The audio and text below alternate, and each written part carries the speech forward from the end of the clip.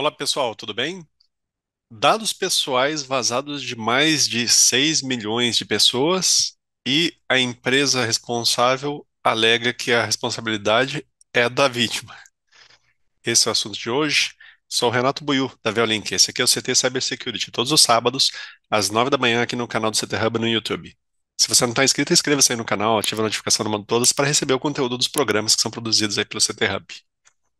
Bom, a gente vê assim nas notícias de cibersegurança vários casos em que o criminoso explorou uma vulnerabilidade, um zero day, alguma coisa muito sofisticada para invadir uma conta, para ter acesso a credenciais, e aí a partir disso usa aquelas técnicas que a gente comentou aqui já no programa, de movimentação lateral, de exploração de outros riscos, outras vulnerabilidades, para conseguir aumentar o seu acesso, o seu domínio sobre o ambiente que o cliente tem, que a vítima tem, né? Essa semana teve um caso interessante, um vazamento que teve no final do ano passado, né, 2023, de um serviço chamado 23andMe, que é um serviço que ele serve para fazer mapeamento genético da pessoa por interesse próprio. Então, eu, por interesse próprio, eu vou lá e quero descobrir quem são os meus parentes, se eu tenho algum parente desconhecido, se eu tenho direito a alguma herança aí que ninguém nunca me avisou, etc. Esse tipo de coisa. E tem um uso que eu acho que é até interessante, né? Um uso que eu diria que é até justificável, que é descobrir se eu tenho alguma alergia ou alguma doença genética que poderia ser prevenida ou tratada, ou mesmo uma doença para mim, para como Alzheimer, por exemplo. Às vezes eu não sei disso e com o meu mapeamento genético eu chego à conclusão que tenho e tem outros parentes que têm também. A gente começa a trocar essa informação. O problema é que essa empresa, ela foi sujeita a uma invasão sem nenhuma sofisticação e os clientes, as vítimas que foram afetadas, teve um problema meio bobo, eu diria, até do jeito que a empresa trata os dados pessoais, e aí isso teve um efeito cascata que de uma quantidade muito pequena, ou relativamente pequena, de vítimas, propagou para 6,9 milhões aí de pessoas afetadas, bem significativo. E no final eles acabaram recentemente lançando essa alegação aí, é, essa posição pública oficial da empresa, a culpa é de vocês. Então, eu achei uma história interessante do ponto de vista não só de segurança, como de dados pessoais e de liberdade civil. Então, compartilhar com vocês a notícia para vocês verem o que vocês acham, né? Então, tá aqui o site, o TechCrunch, né? Site de notícias, principalmente da área de TI, de é, computação. Muito legal esse site. Aí tem essa chamada aqui, né, o título 23andMe, ele diz que as vítimas que a culpa do vazamento de dados é deles mesmos. Então você vê que é uma empresa bem com cara modernosa, né? O pessoal gosta disso hoje. Tem um kitzinho para você fazer a amostra, fazer a coleta da saliva para enviar para eles. Aí eles geram um mapa. Desculpa, geram todo o seu mapa genético e aí faz uma comparação automatizada com todo o banco de dados de outras pessoas que fizeram a mesma coisa. E aí descobre quem é parente de quem, fazem esse tipo de mapeamento.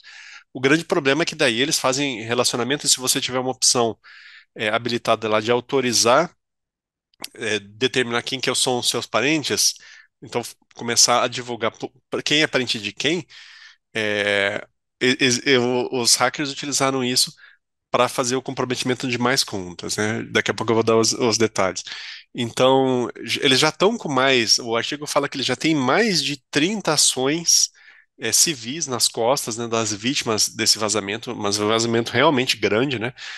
E agora eles estão dizendo, a culpa é de vocês que fizeram a besteira de usar senhas fracas. Então, a, a ponta de lança, o primeiro ataque, que afetou 14 mil usuários. Então, olha só, tinha 14 mil usuários do sistema. O sistema não tinha, por padrão, a autenticação de múltiplo fator obrigatória. Agora era só opcional, agora eles colocaram como obrigatório depois de todo esse problema, né? Então, 14 mil pessoas usavam senhas repetidas.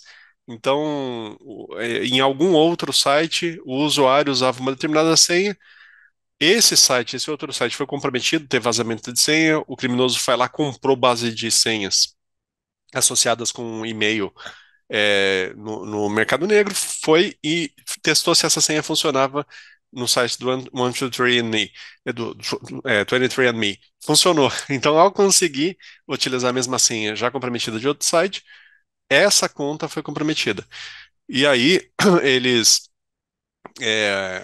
Essa técnica, né, que chama credential stuffing, né, que eles usaram para ter acesso às primeiras 14 mil contas, eles conseguiram acessar daí dados pessoais de quase 7 milhões de vítimas, né, 6,9 milhões de vítimas, utilizando esse recurso chamado parentesco de DNA. Então, esse recurso, ele faz a varredura para essa pessoa que teve a conta comprometida, quem são os parentes. E aí, para essa pessoa, ele consegue ver os dados pessoais dos parentes que o sistema determinou através de comparação de DNA.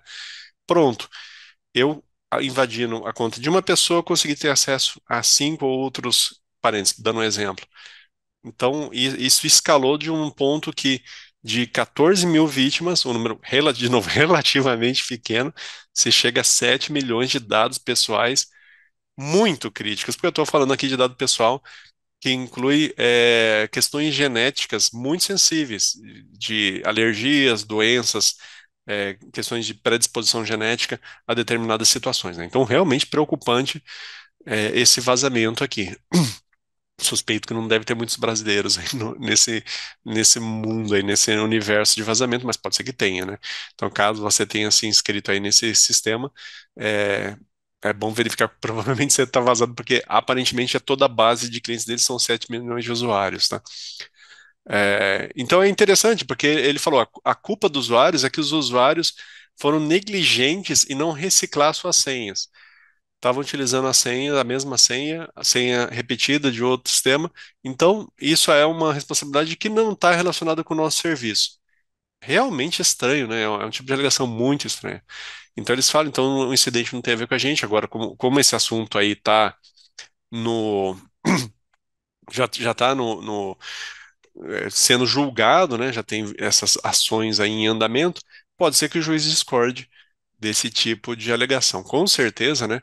Os advogados que estão tratando disso estão dizendo que não é bem assim, que lógico a responsabilidade deles, eles tinham que manter isso e expor os dados pessoais, incluindo informação genética, incluindo informação de DNA, realmente é crítico, né? Então, é, é interessante que alguns clientes já estão botando a boca no trombone e falando, é absurdo que o 23andMe está tentando se esconder das consequências, fugir das consequências, ao invés de ajudar os seus clientes, né? Porque realmente eu como um cliente desse serviço, ficaria muito preocupado, né, nesse tipo de invasão. É, os advogados da empresa falam assim, ah, não, eles estão argumentando que esse vazamento não pode gerar um prejuízo monetário para as vítimas, então não é porque eu tenho os dados de DNA de alguém que eu vou conseguir utilizar isso para ganho financeiro.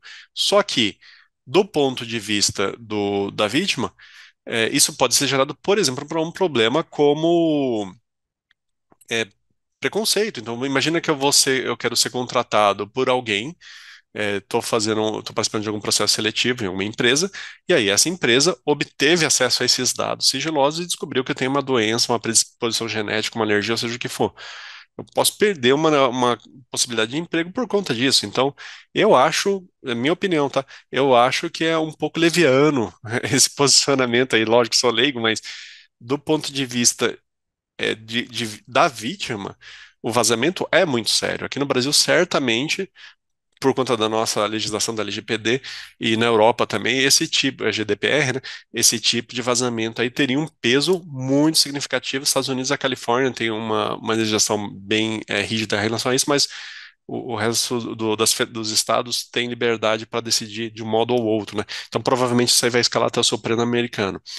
Do ponto de vista de tecnologia, do ponto de vista de cibersegurança, que é o nosso tema aqui no programa, é absurdo. É você achar que é normal ter um vazamento por conta de senhas fáceis, senhas recicladas, sem obrigação de autenticação de múltiplo fator para esse tipo de dado tão crítico assim, realmente é um sistema que teve um problema de projeto, na minha opinião, tá?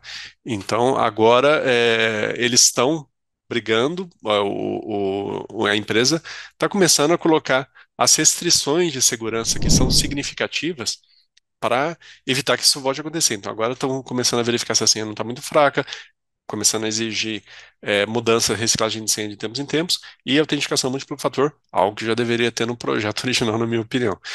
É, eu acho pouco provável que algo semelhante, algo desse tipo de escopo aconteça no Brasil, porque a gente é um pouquinho, eu imagino, tá? Eu imagino que a gente não é tão interessado assim em árvore genealógica, em tentar fazer esse tipo de varredura para encontrar se tem alguma herança esquecida aí de algum parente meu que morreu e eu não sabia que era parente meu, e aí, através desse match descobri que eu tenho esse direito. Acho provável, brasileiro não me parece que é muito da nossa cultura, mas é uma preocupação que vale para serviços que a gente usa no nosso cotidiano. Então, é interessante refletir um pouco. Será que aquele serviço que eu uso no meu dia a dia, para os meus serviços, os meus objetivos, o meu cotidiano, será que eles têm autenticação de duplo fator, validam algum tipo de restrição de acesso baseado em token, em senha segura, etc? Ou será que eu também estou me expondo ao mesmo tipo de risco que as vítimas, nesse caso aí, infeliz, tiveram? Bom, esse era o tema de hoje. Obrigado por terem assistido. Fiquem em segurança e até a próxima. Tchau, tchau.